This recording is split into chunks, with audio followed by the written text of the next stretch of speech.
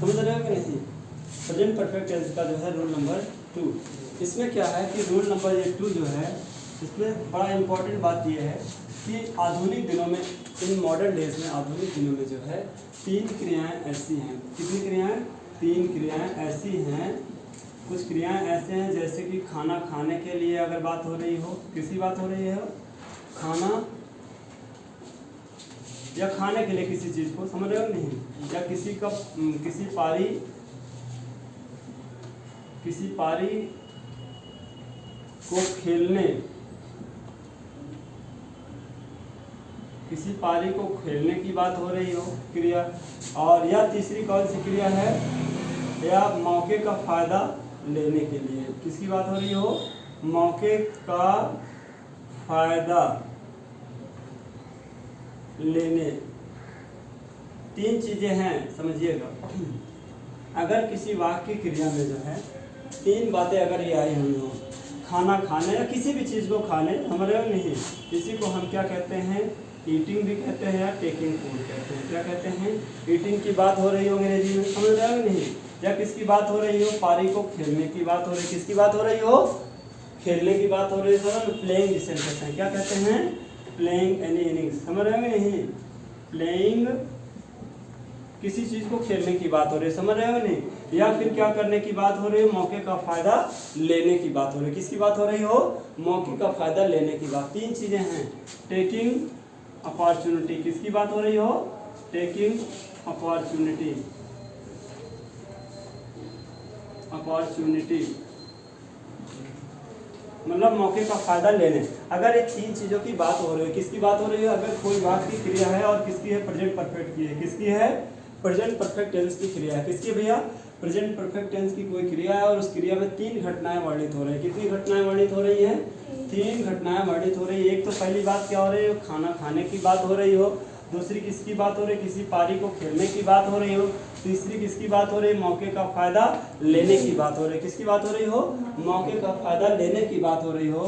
तो आधुनिक दिनों में अभी तक इसके लिए प्रेजेंट परफेक्ट टेंस के लिए आपका फार्मूला क्या था? सब्जेक्ट लगाते थे प्लस हैज हैव लगाते थे। क्या लगाते थे? हैज हैव प्लस वर्ब की third form plus object plus others. इसका प्रयोग हम करते थे किसमें? प्रेजेंट परफेक्ट टेंस में। किसी भी क्रिया के साथ करते थे। किसके साथ करते थे?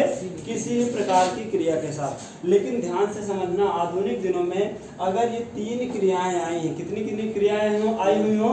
ये 3 क्रियाएं आई हुई हो, तो आधुनिक दिनों में जो खाने के लिए क्या होता है? ईटन। खाने के लिए क्या होता है? ईटन।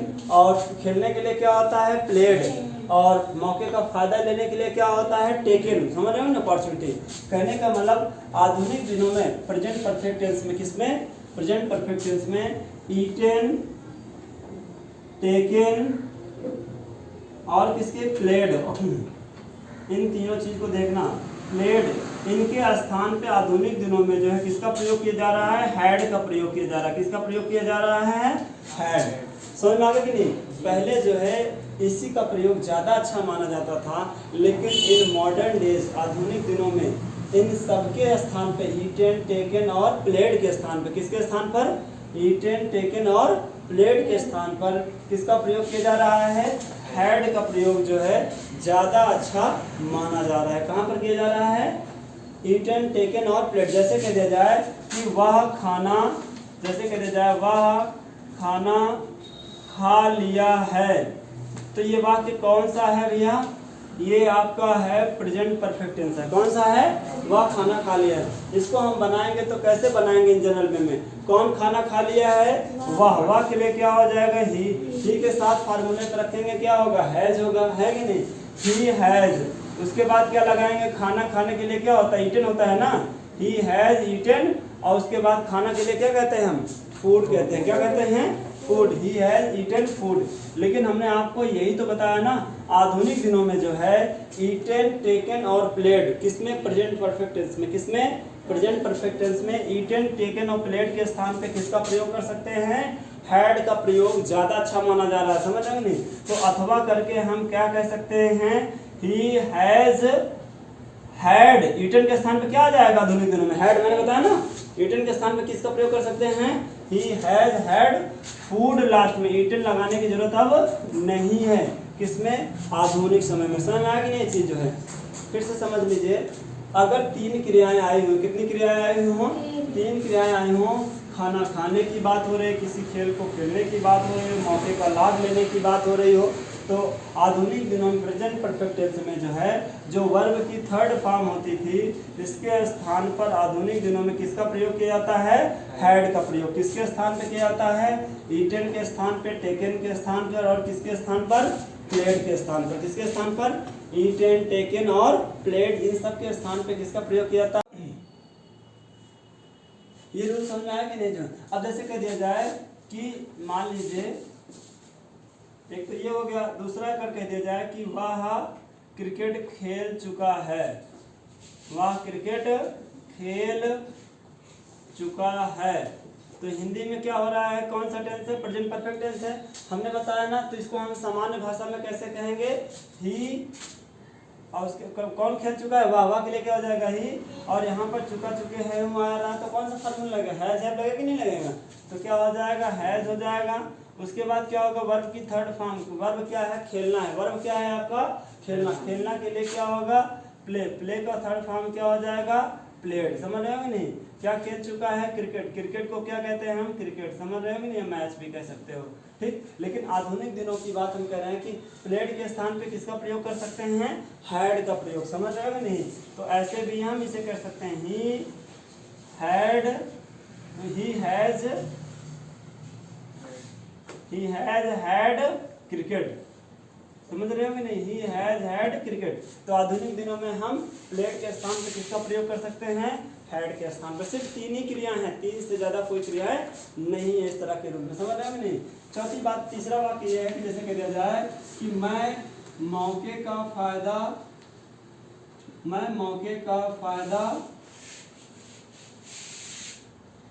उठा लिया हूं।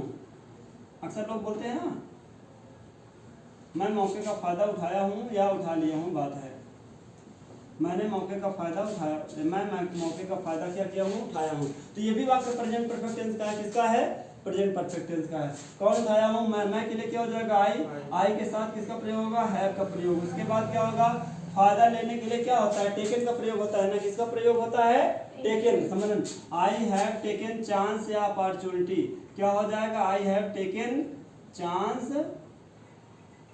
उसके बाद फिर क्या होगा भैया? इधर देखो, हमने आपको आधुनिक दिनों में बताया ना, टेकन के स्थान पे किसका प्रयोग कर सकते हैं हम? हैड का प्रयोग। किसका प्रयोग कर सकते हैं? हैड।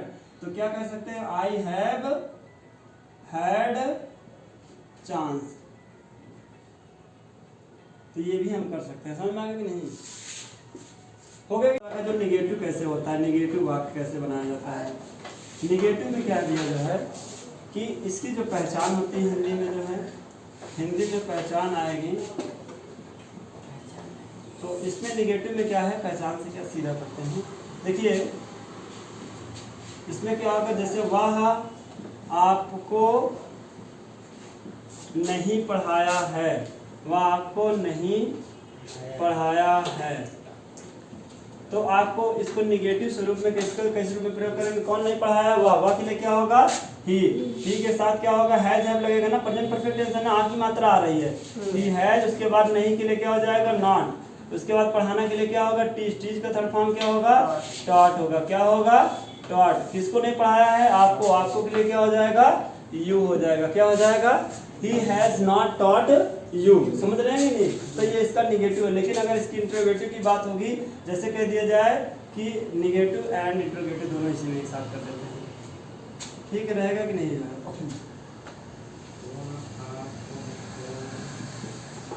अंदर देखो, जैसे कह दिया जाए क्या वह आपको,